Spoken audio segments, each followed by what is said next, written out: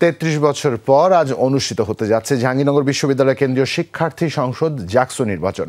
Vote গ্রহণ শুরু হবে সকাল ৯টায়, যা চলবে বিকেল ৫টা পর্যন্ত। এরই মধ্যে ব্যাপক প্রস্তুতি নিয়েছে বিশ্ববিদ্যালয়ের প্রশাসনও।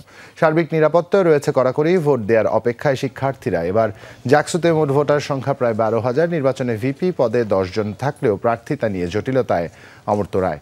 ৯ জিএসের মধ্যে প্রচারণার শেষ দিনে নাম প্রত্যাহার করে নেন জেদা অনন্যা ফারিয়া।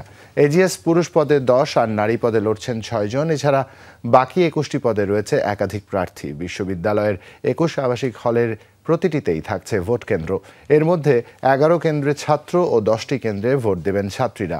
মোট বুথ ২২৪টি। পোলিং অফিসার ও সহকারী মিলিয়ে থাকবেন ১৩৪ জন। পুরাতন রেজিস্ট্রার ভবনে সিনেট হলে হবে ভোট গণনা। জাহাঙ্গীরনগর বিশ্ববিদ্যালয় ক্যাম্পাসে এই মুহূর্তে আছেন আমাদের সহকর্মী তানভীর মৌসুমী। এই মুহূর্তে তার কাছে যাচ্ছি। তানভীর, আর ঘন্টা দুয়েক পরেই তো ভোট গ্রহণ শুরু হবে। সার্বিক প্রস্তুতি কেমন দেখছেন?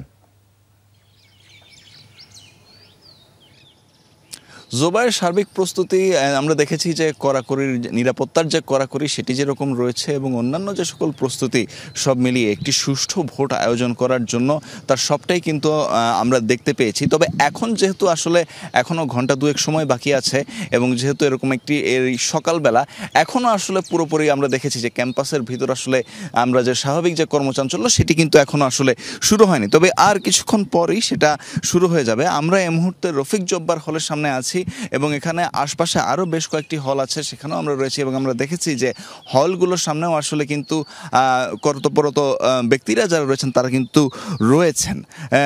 একথা বলাই যায় যে আর কিছুক্ষণ পরেই আসলে তাদের কাজের ব্যস্ততা অনেক বেড়ে যাবে যখন আসলে ভোট গ্রহণটি শুরু হয়ে যাবে। এবং এখানে আরেকটি বিষয় হচ্ছে যে এবারের যে ভোট, এবারের যে জাকসু নির্বাচন সেটি কিন্তু আসলে অনেক দিক দিয়ে তাৎপর্যপূর্ণ, কারণ দীর্ঘ ৩৩ বছর পর হচ্ছে এই জাকসু নির্বাচনটি অনুষ্ঠিত হচ্ছে এবং আজকে এই একই দিনে বিশ্ববিদ্যালয়ের ২১টি হল সংসদেরও নির্বাচন হবে। এবং এখানে জাকসুর যে নির্বাচন সেখানে ২৫টি পদ, এই ২৫টি পদে লড়ছেন ১৭৭ জন প্রার্থী। নির্বাচনের মোট ভোটার ১১,৮৯৭ জন, অর্থাৎ ১২,০০০-এর কিছুটা কম।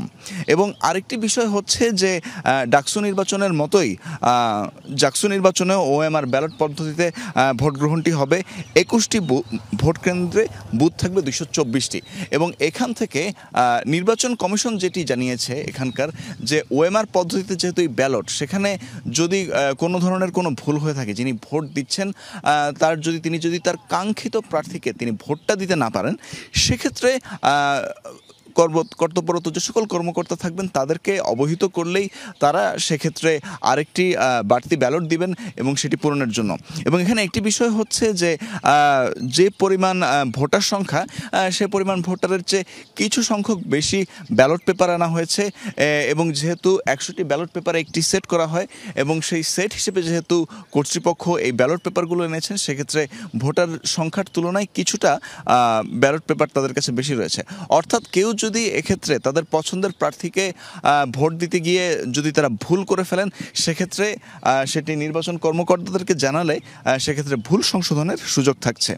এবং এখানে মোট ২১ জন রিটার্নিং কর্মকর্তা, ৬৭ জন পোলিং কর্মকর্তা এবং ৬৭ জন সহকারী পোলিং অফিসার দায়িত্ব পালন করবেন। এবং আপনি শুরুতে বলছিলেন যে নিরাপত্তার বিষয়টি, যে সার্বিক প্রস্তুতির বিষয়টি, বিশ্ববিদ্যালয়ের বিভিন্ন ফটকসহ গুরুত্বপূর্ণ এলাকায় পুলিশের ১,২০০ সদস্য মোতায়েন থাকবে এবং স্ট্রাইকিং ফোর্স হিসেবে সেনাবাহিনীকেও উপস্থিত থাকার বিষয়ে সংশ্লিষ্ট কর্তৃপক্ষের কাছে আবেদন করা হয়েছে। এবং এভাবেই কিন্তু আমরা বলতে পারি যে এই যে ৩৩ বছর পর যে জাকসু নির্বাচনটি হবে, সেই জাকসু নির্বাচনটি আসলে একটি, যদি বলি যে এখানকার যারা রয়েছেন, এখানকার শিক্ষার্থী যারা রয়েছেন তাদের জন্য একটি সন্তোষজনক ফলাফলই নিয়ে আসবে।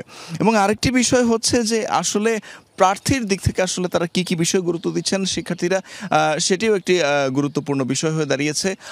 তার একটি কারণ হচ্ছে যে যারা প্রার্থী রয়েছেন তারা আসলে শিক্ষার্থীদের যে স্বার্থগুলো রয়েছে সেগুলোকে আসলে কতটা প্রাধান্য দেবেন সে বিষয়টিও কিন্তু শিক্ষার্থীরা তাদের বিবেচনায় রাখছেন এবং বিবেচনায় রাখছেন যে আসলে ক্যাম্পাসে তাদের যে শিক্ষার্থী হিসেবে তাদের যে ন্যায্য যে অধিকারগুলো সেগুলো তারা আসলে কতটুকু পাবেন সে বিষয়টিও কিন্তু ভোটারদের মাথায় থাকছে। জুবায়ের।